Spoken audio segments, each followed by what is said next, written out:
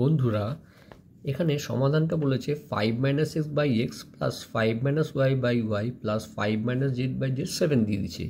এটার থেকে 1/x plus 1/z এর মান বের করতে হবে।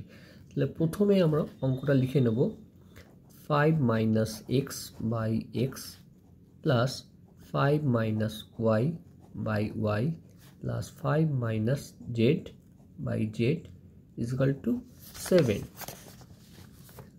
বা এই দুটোকে আবার কি আলাদা করতে হয়। তাহলে 5/x minus x by x plus 5/y minus y by y plus 5/z minus z by z is equal to 7।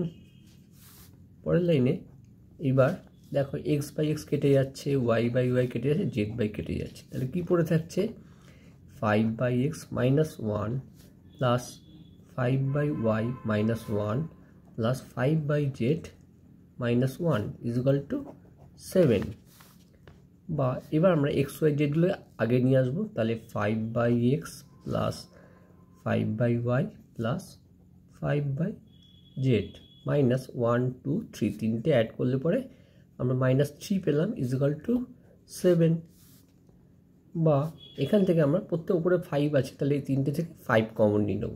তাহলে 5 1/x plus 1/y plus 1/z minus 3 is equal to 7। এইবারে কী হবে, এই 3টাকে আমরা ডান দিকে নিয়ে যাব। তাহলে কী পাচ্ছি আমরা 5 into 1/x plus 1/y plus 1/z is equal to 7 plus 3।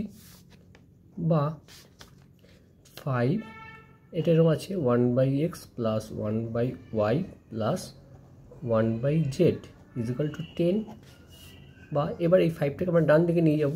তাহলে 1/x plus 1/y plus 1/z is equal to 10/5 হয়ে গেল। তাহলে এটা ক্যান্সেল হয়ে গিয়ে দেখো 2 বা 1/x plus 1/y plus 1/z is equal to 2 আমরা অ্যান্সার পেয়ে গেলাম।